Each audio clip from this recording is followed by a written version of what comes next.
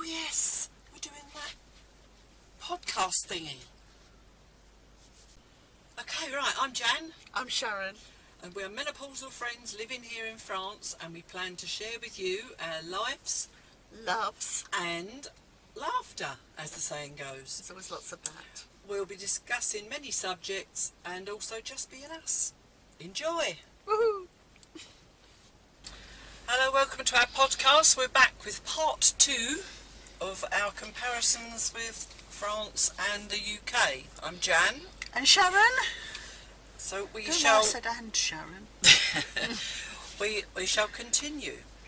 Okay, the last thing we were talking about was pharmacies. Yes. Now we're moving on to I suppose it's the politeness and things. Okay. Because I've got it down here as like chatting at the tills, that sort of thing. I know quite a few people here, when they're going through a till, will be a bit grumpy about the fact that it might take a bit longer, because there's nearly always the lady at the till will know the customer and they'll get chatting. Yes. And I can understand the frustration a bit with that. But if you're in the countryside and it's old people, that might be the only person they see that day. So you can understand why they would be chatting. I think people need to slow down. Yeah, and this is half the problem, isn't it? It's the pace that people think they have to live their lives. Yeah. You know? Well, Duncan's the same, because I mean, he'll sometimes, if he sees the queues or it's not moving, he'll just say, "Have you got any money on you?" "Yeah, I'm going to wait in the car," because his patience will only go so far. But I suppose it's the same with most people. Yeah. But I think and because his time out of work is precious, I suppose. Whereas with us, it's precious, but in a different way. Yes, we're not at the same pace, are we? No, we're quite happy to take our time with stuff. And so and I think what they were saying, the German couple was saying, was that people don't really talk to you. And if you just openly say hello, they look at you like you're mad. And I think that's similar with the UK, but I do think it's a regional thing, didn't you? Yes, I think Northerners, having spent more time in Manchester recently, are much chattier. Right. Yeah, so I think certainly in Manchester, somebody nearly always talks to you on the bus or something like that. So you can understand how Londoners get that reputation of being a bit up themselves. But yeah, and I suppose a lot of that does come down to the fact that everybody is so busy, isn't it? They don't give each other time to do that. As we're always saying here, no matter where you are, whether you know them or not, if you walk past someone here and you catch each other's eye, which in some ways it's quite rude not to, you're always going to say bonjour, and absolutely. I would say the 99% of the time you'll get a bonjour back. Yes, definitely. You're obviously going to get some people that are a bit shy, or just not that way inclined, or may even not like British and that can tell us a mile off. You don't know, but I mean that's a bloody rare thing to come across, absolutely. Isn't it? And in the shops, you walk past a shop assistant, they will bonjour. Yeah, no matter what they're doing, they're always sort of say bonjour, and and they're just helpful. Yeah, it's funny how that reputation of the French are rude. Yeah. Don't see that at all. Someone I know said that recently. I don't know how you put up with it. They're so rude. But they'd just been to Paris, and maybe it is a big city thing. I said, I think maybe Parisians are rude in Paris, but they do behave very differently. I don't find French people rude. No, because country folk, if you like, do complain about Parisians quite a lot, as I expect it's the same in the UK. People in other parts of the country moan about Londoners, you know. But I don't know. I think a lot of it is down to this busyness again. And what I've heard about, like, the waiting staff, quite often you'll say about how rude they are. But I've heard that their attitude is basically they're paid a pittance, and they're just paid to serve you, not say paid to give a conversation. I think that's sometimes why they can come across a bit rude. Think I've got I've got no time to chat. Yeah. But I wouldn't say it was across the board, because we've been to many restaurants. Again, not in Paris, thinking about it. I can't think of anyone locally who's been rude, even in, I mean, the 2 bar cafes in Lasso, they're very friendly people. Yeah. You know, and I've only been in there a few times, and they'll greet me as if they know me.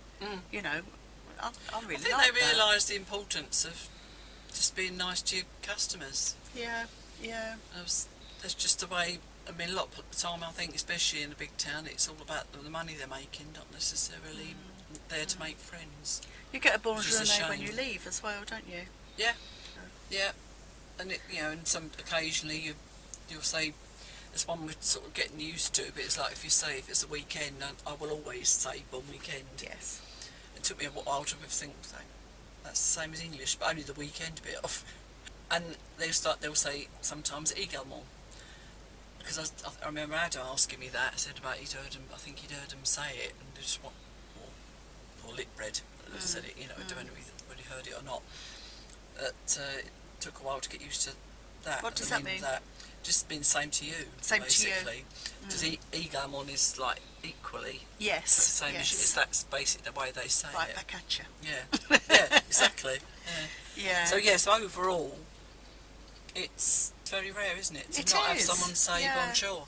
And even if you're never going to see them again, they'll always. I mean, look at us the other day. We were walking around the lake. Yes. And there was a lot of people walking past, and everybody, unless they've gone round twice and double lapped us, But then I think I've said to you, you're supposed to just say re bonjour, or you just nod and say all right. I've already said hello to you, sort of thing. Yeah.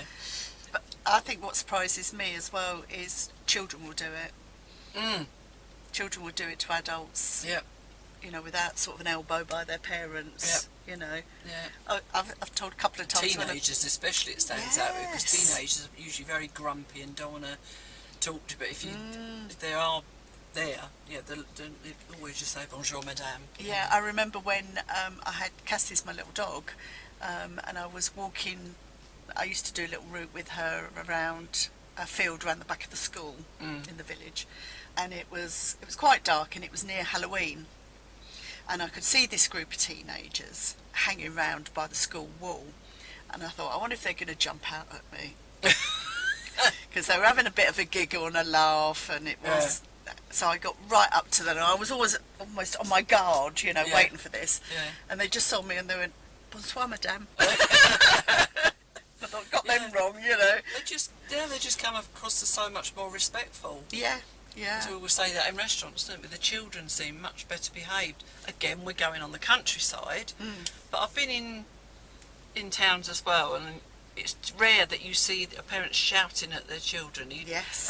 They must do, because not everybody's the same, but sadly, quite often we've heard people shouting in the supermarket at children, it has been Brits, and that they're the days when you pretend that you're not English, because you just can't believe that they're doing it. Is it? I wonder if it's that's not only France, but places like Italy and Spain.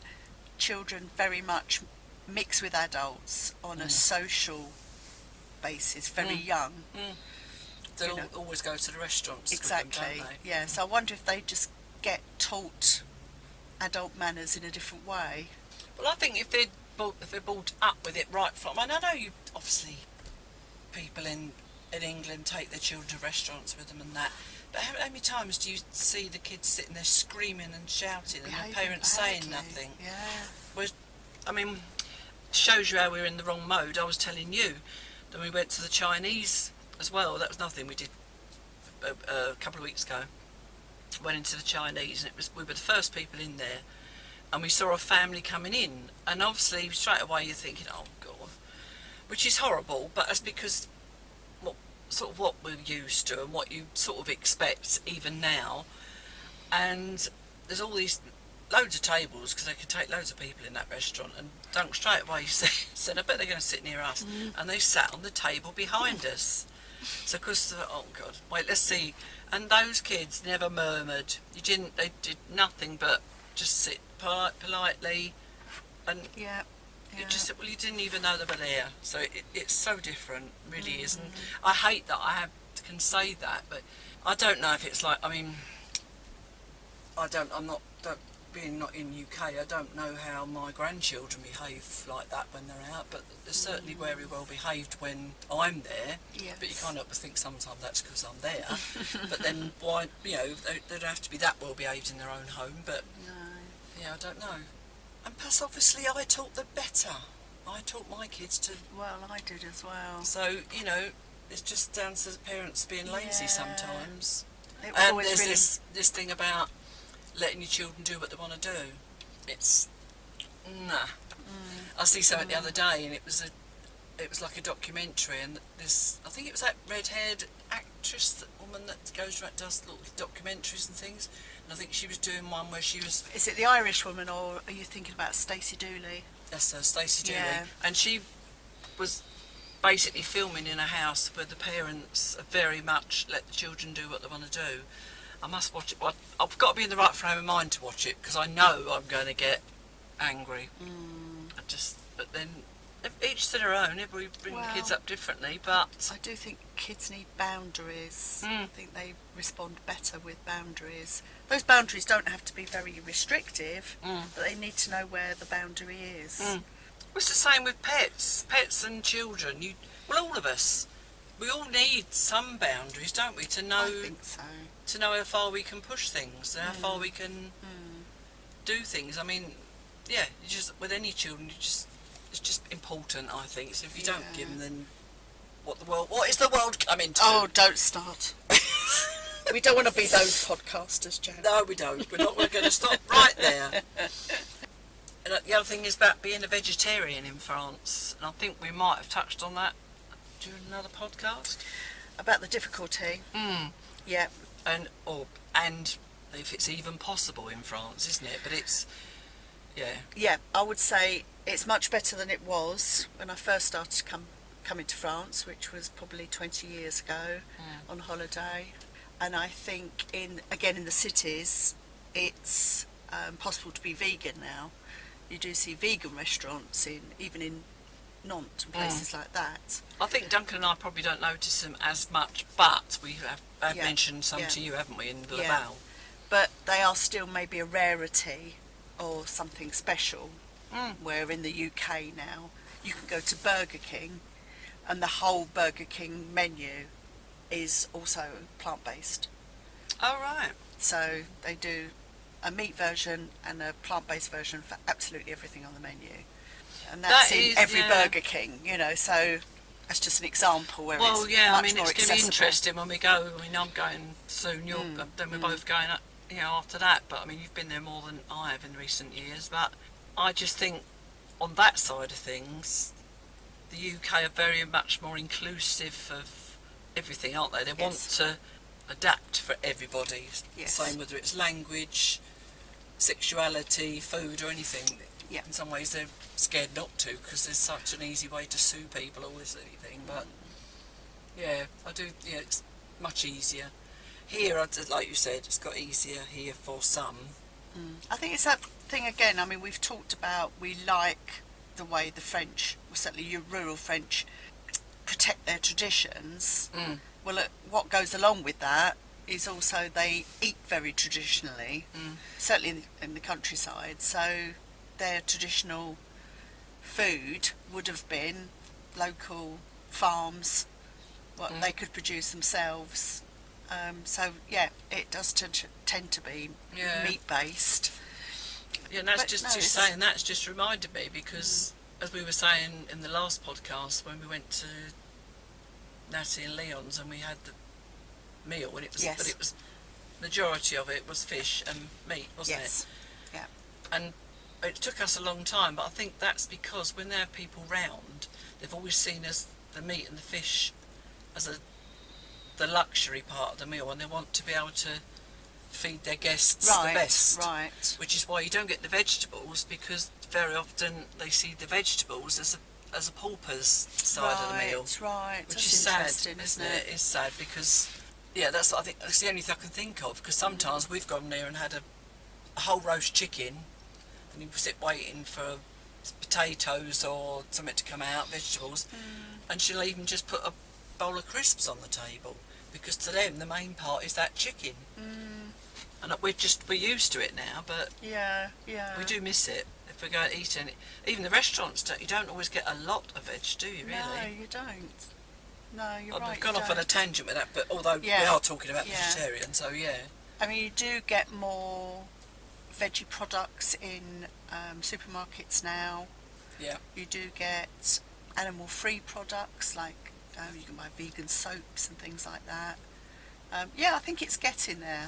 And I do try and I do half-heartedly pretend to be a vegetarian. And in my own house... Half-heartedly pretend to be? That's even worse, isn't it? I don't really buy meat. No, you don't when we're out generally, do you? No, but if I'm eating out or if I'm eating... Or, Max and Julie came and stayed the night once this week, so... I chicken in my dinner then, but so I'm not very disciplined when other people are providing the food. I won't turn it down. But I find it quite easy to just buy it as a vegetarian now. Vegan, a little bit more difficult. So if I do see vegan things on offer, I've talked to you a bit before about those nice chocolate mousses they do in Peru that are vegan. I will tend to buy them because I think, well, if people don't buy them, they're never going to stop those products. Saying. Yeah. Oh, we found out recently, Martine, my next door neighbour's vegetarian. Yeah. Which shocked us, really. Yeah, because especially in the countryside, we just don't imagine that many people being vegetarian. Yes. I mean, Frank and David, they struggle a little bit. It means that they don't eat out very often, do they? So yes, I would say still around here, eating out as a vegetarian is more or less impossible. Yeah, they'll go for usually Italian because it's the pizza. Italians. Yeah. But they just said Italians for some reason will do more. Yeah.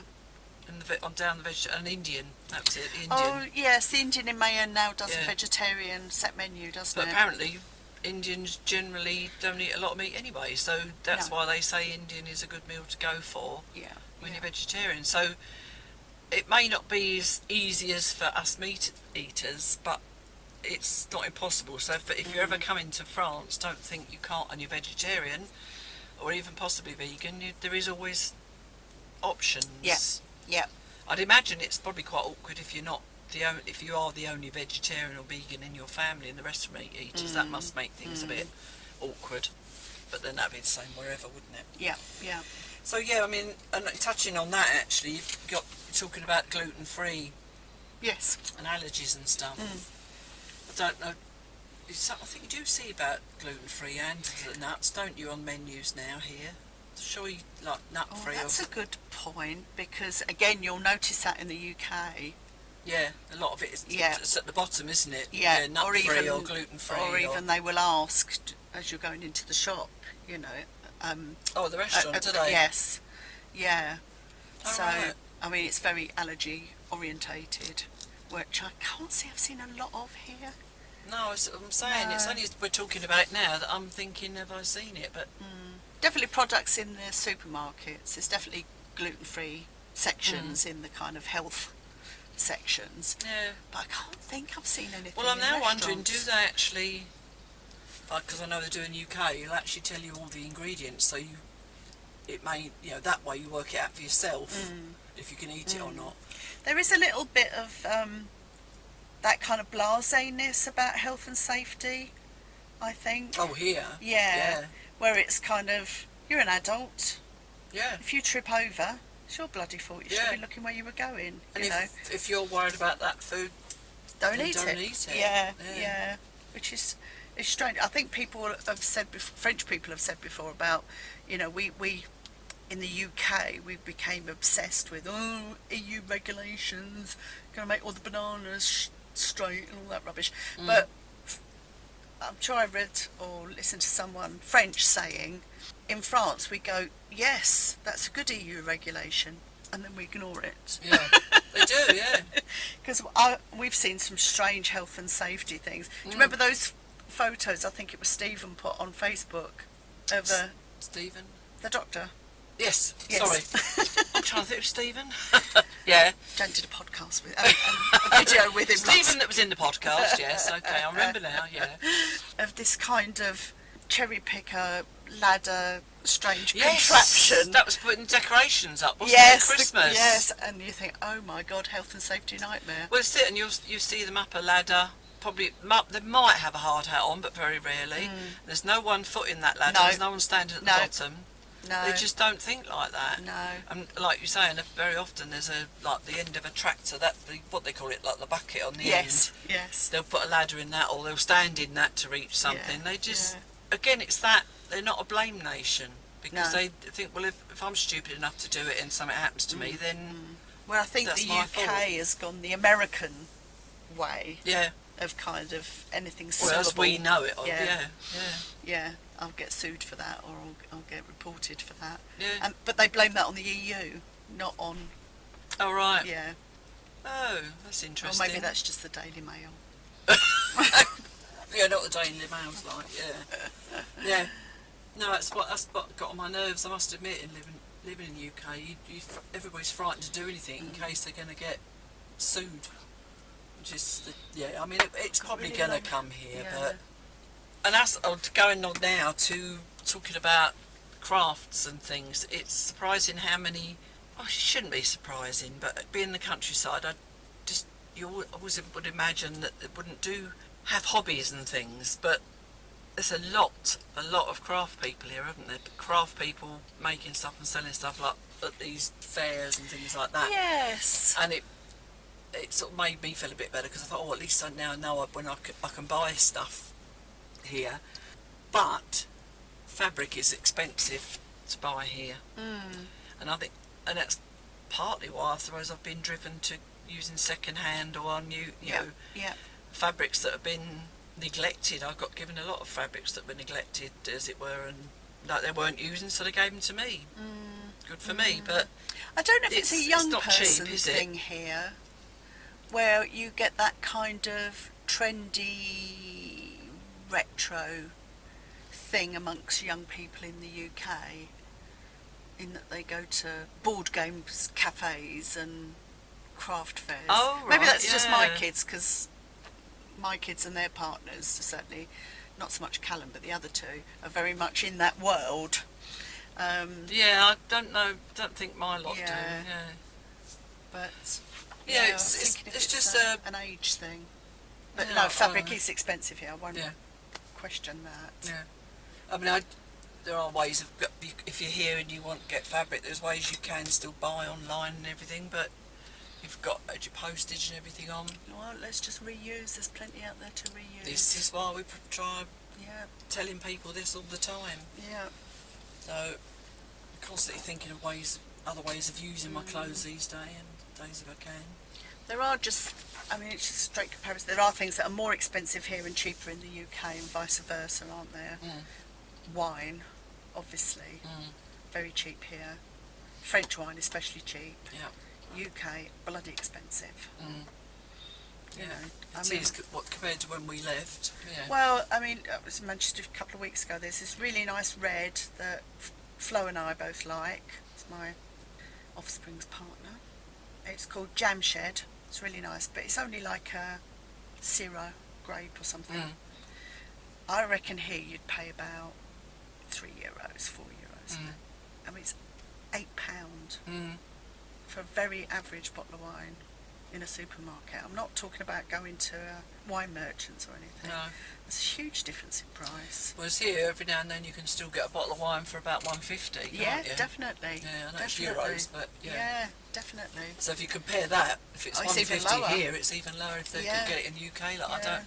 Well, again, it's all because of coming out of Europe. A lot of it, but they were getting expensive anyway. Yeah. But I mean, Clothes I find expensive here as well. They don't have that kind of cheap Primark. well, the only thing you've got anywhere near that would be Kiabi, I think. But Yeah. if that's not really, really cheap. No. But I would say the fabrics they use aren't particularly good. But yet, some of the supermarket clothes, average-ish price, I'd say, and very often they have some really good fabrics as well. I think they're good quality. I think they're better quality than UK ones, and they are dearer as well.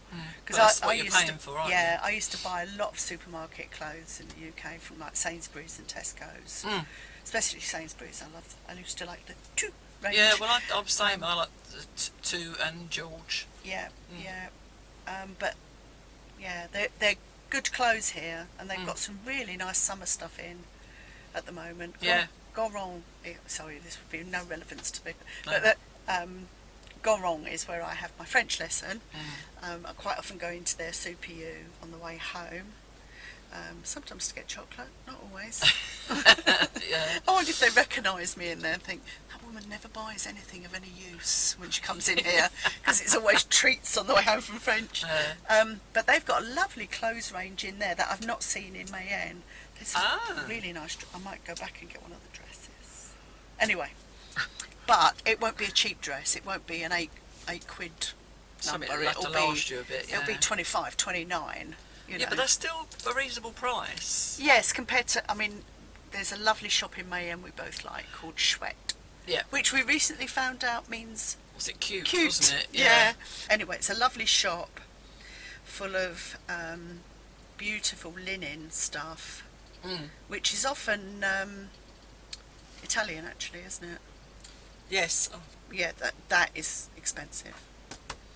And also, the one I discovered when I was taking Natalie to get, I drove her to get this outfit for christening recently, and that shop where I did buy a cardigan for the UK. This I don't buy much, but I did need something small to carry around with me, and cash, yeah. And they were different again, but not the cheapest, but not the dearest either. No. So there is a middle range, just not like your Primark level. No. Yeah, Primark but then Primark doesn't always last very long. Some of it does. Yes, I will say I think you'll notice a difference if you do go in Primark when you go back, because I think they've upped their game in the UK. Does that mean they're not using sweatshops to Well, get I their think clothes that's made? why they've upped their game, is because they had a lot of criticism about their cheap stuff. So they've gone for better, and they got a really nice makeup range now, which is cruelty free and stuff like that. To say I am guilty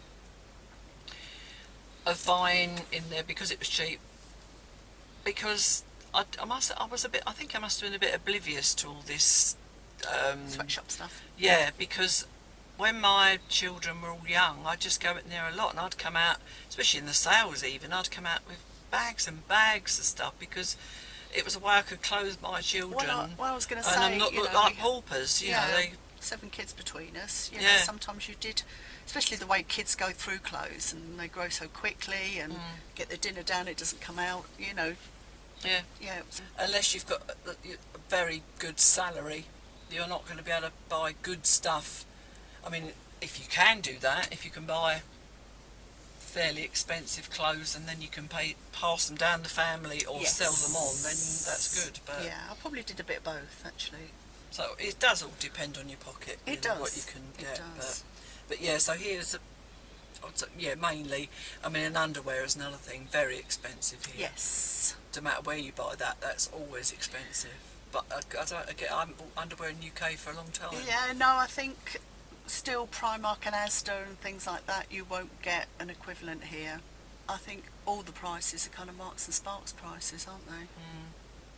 For me, I obviously have a bit of a challenge, because I've been buying like bras. I have to buy post-op bras, and for some reason, just because all it's got is just a little additional pocket in it, they're going to double the price. Which, I mean, I'm considering learning how to do that myself. So Yes. I don't have to keep doing that. But Yeah. anyway, moving on, the sort of difference in living in the countryside here as opposed to living in the countryside in the UK. Yes. I've only ever holidayed in the countryside in the UK. Yeah, me too. Very much So city girl. it's hard for living to compare. I can only go by any guests we've had stay who have told us they've come from the countryside in the UK to here, and I've often have said to them, how is that a holiday for you? Because it's not a different surrounding, it's the countryside again. And they said, you'd be surprised how different Yes. it is. Yes. Even so, you know, it's so it's yeah. I don't know what the differences are. I think because again it's a small country, it's maybe not as spread out, not as quiet. Definitely not as quiet. Again, I think northern England and Scottish countryside tends to be more like the French countryside, more open, less people, fewer people. This is the trouble, you can't do a blanket comparison because we've not been everywhere, obviously. No, but yes, it's very open here, it's very empty here, isn't it? I think, again, farming is really interesting. I'm not going to say from a point of expertise, but I find the farming in the UK much more industrial and distant. So you'll see a big shed in the distance and you probably think there's a couple of hundred turkeys or pigs in there. But here, I feel as if the countryside and the animals are all very much just there, aren't they? Yeah, you're right, actually. See, that's because I've been here longer than you, haven't I? So I think I've already adapted in a way. Yes, absolutely. Because, I do forget. Yeah, I mean, even, was it when I was going to get my hair cut the other day, I was driving along, I mean, I've been here 12 years, but been coming here 20 years, and I was driving along and I could just see this field, and I'm thinking, God, there's a lot of cows there, you know, and they were quite close to the road. But that's because they move them around the fields, I know. But yeah, it's more. They're more visual, aren't the animals? Again, more traditional, maybe. And I mean, certainly in the past, I don't know if it's still true, to a certain extent, that European farming was more about small holdings. So you'd get a lot of little farmers, not in stature. So you'd get. They're all short. Short farmer with, 100 cows, where in the UK you might get one giant landowner with 500. I don't know. Well, it's funny because that's maybe just perception. That's what came to mind the other day. I think I might even have said it to Dunk. You forget because you get used to it. Yeah. But you forget how many farms there are. There's a lot, isn't there? Where we are, there's a lot of farms everywhere, and it's mainly cows, isn't it? Mm-hmm. You do get occasional ones with sheep and goats. Goats, everyone's got a chicken, though, haven't they? Most people have got chicken. The only thing you don't see very much of are pigs. Yes. Now, and considering pork is it's a regional meat. I know that you could easily say, well, that's why you're not seeing them but they've got to grow somewhere. They've got to be fed somewhere, and I've never. Yeah. I don't think on the top of my head, I might have seen pigs once here. Yeah, it isn't something we see, is it? No. Either they're closed off somewhere, or they tend to be away from the roads. I don't know. We see cows all the time. We've been for a walk this morning. And we've talked to some cows, haven't we? Yeah, well, they talk to us as well. Yes, definitely. I'm going to have to ask Leon where the pigs are around here. Yes. He'll say in my freezer. Oh. Another one's about the churches. Yes. I think because, again, we're here in which was, and not so much now, very religious, very Catholic country. There's a church in every town. If they haven't got a church, they've got a chapel, haven't they? And a Jesus. And God, there's loads. There's always a Jesus on a and cross. I wonder why they're placed where they are, because most roads have got a Jesus on a cross. I think we've got two in Montreux-Poulet. Oh, at least. Yeah. And that's just on that Tiny road village. into Poulet, isn't it? I think. But yeah, there's a lot. But the surprising thing is, there's a lot less going to church now than there used to be. Yes. Even our neighbours don't attend church. The older generation might do if it's a special thing, and if it's like a VE Day or Victory Day or whatever, because we've got a little memorial by the church, haven't we? Yes. So they go and lay flowers there. So the real oldies, like 80s and 90-year-olds, they do attend for that. Yeah, considering the church, they still look after their churches, even they're not attended that well. No, well, it's Henry VIII for you, isn't it? Probably. Yeah. I can't remember why. Well, he made himself head of the English church, Oh, Church yes, of England. yeah. So he developed the Church of England, which was Protestant. I mean, there are Protestants in France and all over Europe, but the fact is, because he made himself head of the church, a lot of the lands that were owned by churches, a lot of churches were destroyed. A lot of the monastery lands all came back to the king. Oh, So right, a lot of them were destroyed. So what you see here now are Norman churches, where there's hardly any left in the UK. No, this is it. They don't seem to think about knocking a church down there, do they? Whereas here, it's got to be falling down before they even think about it. I mean, there's that in Poulet, there's a huge church there that's never used, yet it's just standing there now. They won't get rid of it because it's like, I suppose you get British heritage, there's certain protected buildings there. And it's like that with a lot of buildings here. We seem to see a lot of old buildings, whether it's church or not, don't you? Yeah, again, I wonder if it's different in towns, because we don't have housing demand here in the same way, do we?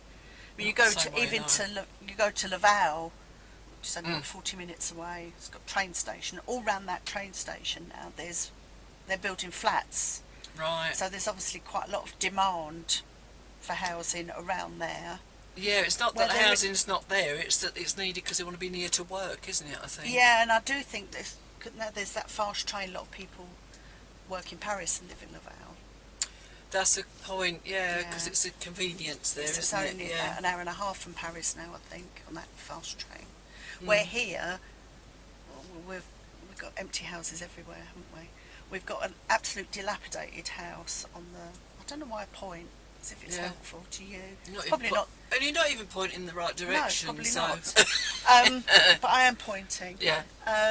We've got a really dilapidated house, haven't we, on the main road. I don't think in the UK that would last long, but someone would want to build on it, wouldn't they? Yeah. Where there isn't that demand for land. Well, all the time that mean it's there because the family is still paying the taxes on it, so they can't knock it down, even though it's going to fall down itself one day. Yeah. But if they find that they're not paying for it, immediately the commune can take it back and do something with it, which they have done on a couple of occasions here. One was knocked down and one was just rented out because the owners weren't using it there either. So I mean, I've got an empty house next to me, haven't I? yeah, it's been that's at least 30 years that's been empty, isn't it? Yeah, It is a shame because families don't seem to want to spend the money on it, but it doesn't make sense not to. Well, I've said before, I don't know if I said it on the podcast, I definitely said it to you, that I think the French government needs to attract younger people into the villages. And it needs to do that. It needs to make it easier for them, because we all know that if you haven't got a car, you can't live in a village like this. You can't get to the shops, you can't get to work, you may not be able to get to a secondary school even. So they need to make public transport better, or give grants to improve these houses. They've got to do something, otherwise these villages are going to die, which is such a shame. Well, we're relieved that we had two empty houses, but luckily within a year both of those filled up. I was relieved because we had visions of those sitting there empty, didn't we? Yeah. Anyway, we've talked about, oh no we haven't really, but like things like queuing, again, because we're so spread out, and I don't know, is there less people? There must be. But you're not, when you go to places, you haven't got the same queues that you've got. I mean, like, we're not a tourist place either, but if you go to anything touristy, you don't get anything like the same sort of queues for anything. No.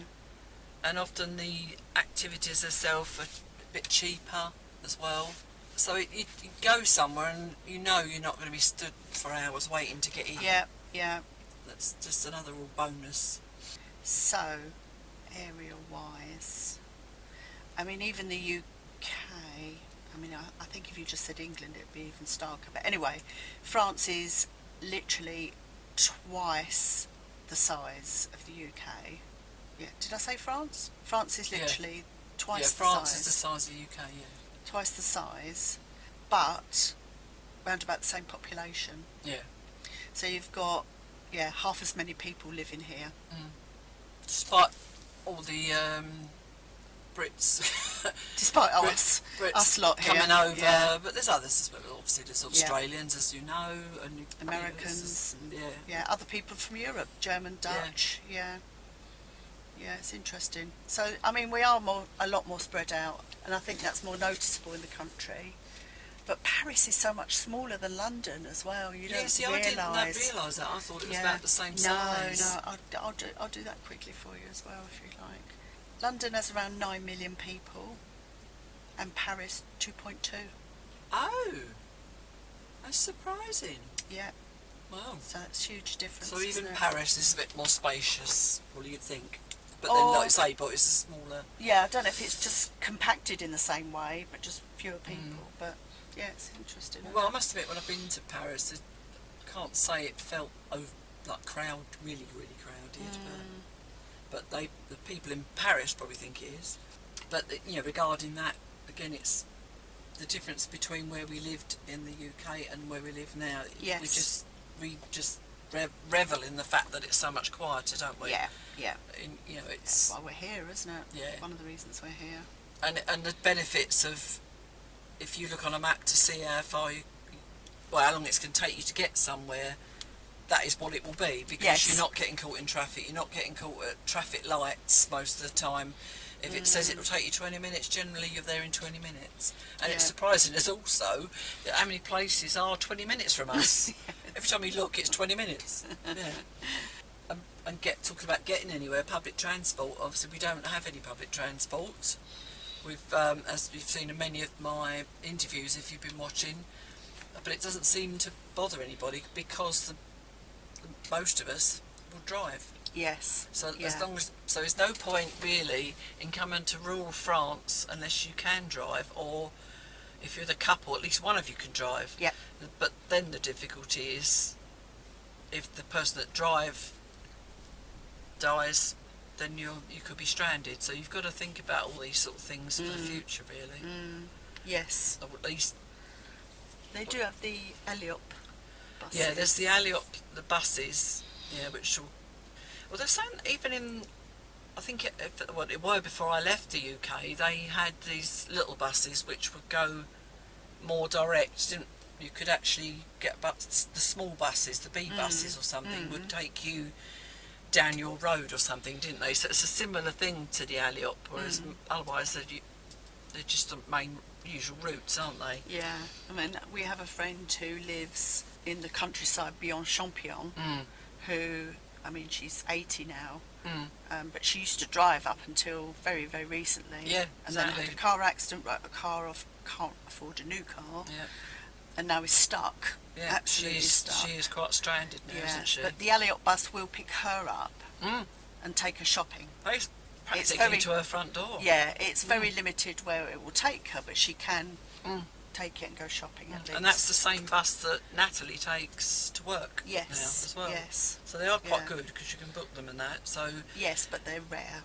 Yeah, I don't know. Yeah, I don't know how many of these buses are about, but it's good to know they're there for anybody that comes over and they're going to need transport and they don't drive. Basically, I would say we can't live here if we don't drive. No, and if you can't, also the other option is if you can't, is to live in a not really a small village. You need to be living in a small town. Yes, yeah, small because town. Yeah, that's got all the amenities there. Because we're lucky we can still drive to go to get all our stuff. But if not, even us now sometimes think it would be really great to live in the centre of Lassay because it's got everything there. Yes. Yeah, so the transport, that's one thing. I do miss the public transport if you're going to want to go out for a meal or go and visit friends and that. If you know you're going to be, maybe you have a couple of drinks or whatever, that one of you has always got to drive. But I will say that transport in rural England isn't very good either, and I think it's got worse over the years. Oh, right. Yeah, so definitely, obviously, towns and cities is very good. But my ex's new partner's mother, a bit convoluted, lived in rural Norfolk, and her husband died, and she was completely stuck. and there was a bus that used to go take her into the main town, nearest town, but it had an hour turnaround. It was once a day and it had an hour, so you had to do everything that's really ridiculous. in 45 minutes. Yeah. So, I mean, you couldn't even do a big supermarket shop before the No. bus came back again, you know, so maybe that's It a must town be hard country to thing set again. something like that up though, mustn't it? Because everybody's going into town for different things and may want different times. So, yeah, you've really got a plan for that, haven't you? It's not an easy one. I mean, and obviously we know our nearest town, train rather, is about 40 minutes away, which is, you know, could be worse. Yeah. But it still doesn't go everywhere. No. As we know, most of the railways that used to be here are now our walking roads. Yes. So, Yes. I mean, I don't know whether we could start a campaign for a railway station in Mayenne. That would be fantastic. yeah, I think it's actually gone there, but it was there. I remember when my... Oh, there's still a sign. Yeah, because when Yeah. my sister came over, I swear we managed to get tickets there, but then it must have closed in the last 20 years because we went with my sister and her husband, saw the Mayenne sign, but right back then we didn't know that the railway wasn't there, but for some reason the station house was still there, and I'm sure we bought the tickets there, but we couldn't use them there. I could be mistaken, it's just that long time ago. Yeah, pretty That's great testing that. my memory too much. Yeah. Is the UK the only place that insists on having 3 pins in their plugs? Do you know of anywhere else that has 3 pins? Everywhere else Yeah, is I 2 don't pins. America's 2 pins, isn't it? Is it, or is it just a different shape? I'm sure they're 2 pins. Yeah, well, that's, to me, that's just typical. Why did they do that? I've no idea. Why did the UK make their plugs so inconvenient? Yeah, because we all have to have adapters. Yeah. I think I will be completely French when I haven't got any 3-pin plugs. Yeah. Because I still have things I brought with me Yeah. with 3 pins on. That day will come. Yeah. 'Cause I'm not far off, to be honest. I I think I've only got a couple left now. Things I don't use very often. Yeah, I'm trying to think. I don't think I've got anything now with a 3-pin plug on it. I'll But then again, I'm married to an electrician, don't you know? Yeah, so he just whips them off anyway, He whips them off and changes them. That grinder I lent you, it's still got 3-pin plug Yeah, on it. that's true. That's the only one that's in the house then, I've yeah. got a hairdryer left. Yeah, well, eventually they'll break and you'll get a French one. And Yeah, I'll be completely French then. Yeah. That's me thinking you're already getting there. Bien sûr. Yeah. Another place they're very proud, or 2 other places, they're proud of their pharmacies, they seem to be proud of their hair salons. Oh my God, how do they and sustain? their florists, they're so big. I don't know how they sustain so many hair salons. No, I think there's 4 in Lassay, and it's only a small town, isn't it? I mean, they're everywhere. Yeah. You go to a tiny village and there'll be a church, a boulangerie, 2 hairdressers. Yeah. Well, Poulet's got... No, Champion. Champion's got a big church. Yeah. The restaurant is now closed down. The boulangerie's shut down, but the hair Hairdressers. salon is still going. Amazing. Yeah. They do yeah. like a hair salon. Yeah, it's weird, isn't it? I just wouldn't have thought economically you could sustain them though. Yeah, I'm just trying to think round. So there's one... There might even be 5 in Lassay. Yeah, yeah. That's Amazing, bizarre. isn't it? 2 pharmacies, 5 hair salons, 2 bars, 2 boulangeries. Yeah. Yeah, 5 hairdressers. They're all But the not essentials. barbers. Not barbers. No, you don't find... You might in a big town again, Yeah. but generally the men and the women go to the same... Do they? All Yeah. the men go in as well? Oh, that's Yeah. brilliant. Yeah. That's good. Well, it's like, I think I Adam like- had his hair cut recently in Banyol, Oh, and he did went he? to a hairdresser. Oh, Yeah. right. Good for him. As far as I know it was. I'm pretty Yes. sure it was, because I don't remember seeing a barber's there. I must admit that the 2 old ladies, the sisters that come to our chair fit, Yeah. they always look like they've just been to the hairdressers. Yes. They're all bouffanted They up on probably it. they must go once a week or something. I think they go, yeah. Either that or they're very good at doing their own. Yeah, Yeah. they always look terribly well bouffanted. As well as the pharmacies and the hairdressers, the florists, I don't know, they're just very... I want to say flouncy because... Very when flowery, those they, florists.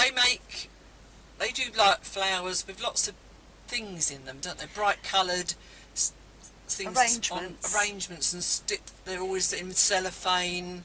Oh, do they do this in the UK now? I don't know. Do you know, I can't remember the last time I went to a florist in the UK. Whatever they have, all their plants are very expensive. Yes. Is it like French cakes? If you're going to do a cake, make it very fancy, But I don't know. But they seem to really take pride in it, and they really arrange it, and lots of bows and. There's always a good. Sorry, was that your foot? Yeah. There is a good line in gift wrapping in France, which I don't think you see. It's always loads of bows. Maybe you would if you bought something in Harrods, but I would. Can you imagine going in a local shop in London and saying, "Could you gift wrap that for me?" They'd be saying, "Gift wrap it yourself." I think some shops might. But especially Christmas time or Mother's Day or something. Yes, but I think it's the norm here. Yeah, there's very often. The one shop always asks you is in the gift shop in Ypres. Yes. That they always sort of say, "Is it a gift?" And then you just say, "Yes, carry on." Mind you, sometimes even if it's me, I like it all wrapped up. Yeah. But I do think that's more of a French tradition, that kind of arranging and gifting and. Yeah, everything.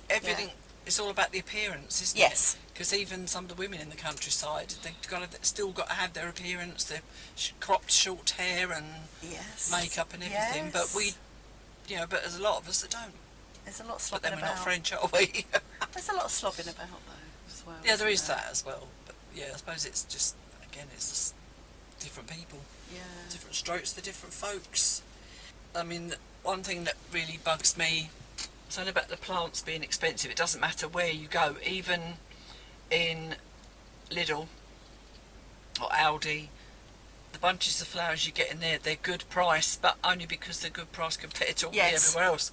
They're still quite expensive. But you just got to swallow it. You just know that you're going to have to pay a lot of money for it here. But saying about Vigreniers, you can pick up cheap plants there, can't you, at Vigreniers, when people have grown them in their garden and they've done their own cuttings and things. That's a good place to look out for them, actually. Shoes are another thing that are expensive here. They are expensive here. And not always particularly styles that I like. I don't really like the French style of shoe. No. There's a very specific old lady shoe, isn't there? Yeah. Which all French ladies over 60 wear. Yeah. Which it's black or brown, and it's got a small heel, and it's almost like a court shoe, but it'll have quite a big frontage on it, and you can look at it and you say, "There's an old lady French shoe." Yeah. They're all identical, aren't they? I mean, they're very well made, but and usually leather. And you can buy some of these sort of shoes in the pharmacy, then they've got a specific look to them as well, haven't they? The ones you buy in the pharmacy. But again, this is bad feet. Yeah. But no, generally, you have to search in particular shops to get, like I suppose anywhere really, to get a price you can afford. Yeah. But the ones that they pay a lot for, and it's always 100 plus. It is. They're probably going to last them a long time because they're so well made. So is that about not following fashion? About just buying a shoe that you know is leather, well made, and you're going to wear all the time, rather than fast fashion, where you may I'll wear that for a couple of years and then it'll be out of fashion, I won't wear it again. Is that the difference? You're probably right there, because there are certain classic clothes and shoes, aren't there, that you'd pay their money for because it's going to last you a long time. That's the point. Yeah. And because I suppose you get to a certain age and you start to realise then that it's worth investing in a pair of shoes. Well, my problem is not so much with shoes but clothes, is I don't stay the same size. No, there is a problem with that, but it doesn't always affect your feet though, does it? No, it can affect your feet. I did, when I lost quite a bit of weight, it made my shoes a little bit bigger, but I didn't bother changing. Or your feet smaller. Eh? It might have made your feet smaller. What did I say? You said it made your shoes bigger. Oh yeah, sorry, yeah. Didn't realise what you're saying. What? I lost a load of weight and my shoes all grew. Yeah, I think we more or less touched I've got on a stuff. couple of other things. One thing was one that always bugged me when we first come here was the weather. And they always say about it's always raining in England. They sort of tend to forget here that the weather here is often exactly the same as it is. We are very close. Yeah, you maybe get something that's a couple of degrees warmer. It's generally, even if it's cold, whatever, it's just a bit warmer. But it's just that if it's wet, they always just used to joke with us at Leon would always say, "Oh, it's like England." You know, c'est comme Angleterre. No, it's the same here as it is there. Very often, it's the same weather. Yeah, and the other thing I was going to mention, a couple of things, was sense of community and local-based events, which I think are fantastic around here. That I don't think you would even get the same in English countryside. No, I suppose you do hear of it, but again, we've not lived there. But yeah, you don't hear it. Yeah, if anybody lives in the countryside in England, let us know. But everywhere has got its committee, hasn't it? Every town has got a committee. They've all got community centres now. They've all gone in the UK, guaranteed. Yeah, guaranteed. And they spend quite a bit of money on them, don't they? They're well maintained. Ours has just been refurbished, hasn't it? I'm pointing over there now, Joan. I know it. Is it over there? No, it's about the right direction. We pointed first. Yeah. How strange. And having a local mayor. I mean, we've got mayor. We're tiny, aren't we? Yeah. Who you can contact, and you know, I had to email the mayor recently, and got back to me within a couple of days. You know, and that's. Well, you get to know your mayor more personally, don't you? Yeah, definitely. You're not having dinner with them all, though some people probably do. Yeah, but but just that, you know, and I found out recently about vide greniers, that it's a law in France that if you sell in your local vide grenier contents of your house or whatever it is, it's tax free. Oh, I never even thought of that. Yeah, so it's about letting local people be able to sell things without having a tax on their income. Oh. Yeah, but anyway, I like the vide greniers, I like the music evenings, I like the local shops that are actually owned by the commune and the auberge, so they're always in the community. Well, they do a lot to get the community together, don't they? And so if you don't go, then it's your loss. Yeah, you know, I mean, I love all that. Yeah. And I'm afraid a lot of that comes down to money as well. I mean, taxes are higher in France, but you can see where your tax goes. Yeah. You can see where your tax goes. Yeah. You know, going back to the maintenance of the roads, your local community facilities, even the health. Don't get me started on hospitals, because my middle child and their partner snapped their Achilles tendon earlier this week, and they spent 21 hours in A&E in Manchester, and that's a big city. Last time I went to urgence here with my very, very high blood pressure, it took me 15 minutes we waited. I'm trying to think how long I was in there when I got my broken foot when you took me. Yeah, not long, and that was during COVID as well. Yeah, because I think you was in the car hour and a half maybe. Yeah, you came out with a plaster on your leg and everything. Yeah, in a wheelchair and plaster on, So, yes, taxes are higher, maybe some prices are higher, but certainly I think you can see where your money goes in France. No, and agree. Yeah.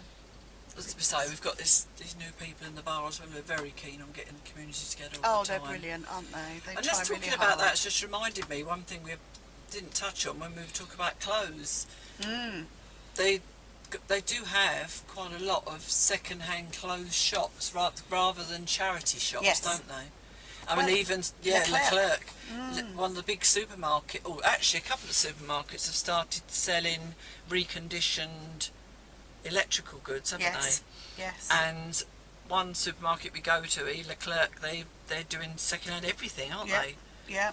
Where that money goes, whether it goes to the shop or not, I don't know. But the electrical stuff is all inspected and reconditioned. Yeah, given a year guarantee or whatever. Yeah. So they're all making an effort on that side of things. I think France has a good reputation overall on green. initiatives. Yeah, I think we touched on that when we did do the podcast about that, didn't we? Yeah. Because they do have a good reputation. Mm. And we do love our recycling centre in Lassie as well. That's very good, isn't it? Yep. No, they're very strict with it as well. You get out the car and the little man comes running over to see what you've got in your bag. He's almost poking in your bags. Yeah, make sure you don't put the wrong thing in the wrong bin. Oh, yeah. Yeah. So, but did you have anything else to Over the main ones, yeah. Oh, okay. Yeah. Well, I think that's about it. That's another hour's worth. At least an hour, yep. So, I'm not sure what our next subject will be, but it'll be in a couple of weeks. Feel free to suggest subjects in the comments. Yeah, always let us know about what you want us to talk about, because we're willing to talk about anything. Try and stop us. Okay, we'll see you next time. Au revoir. Bye-bye.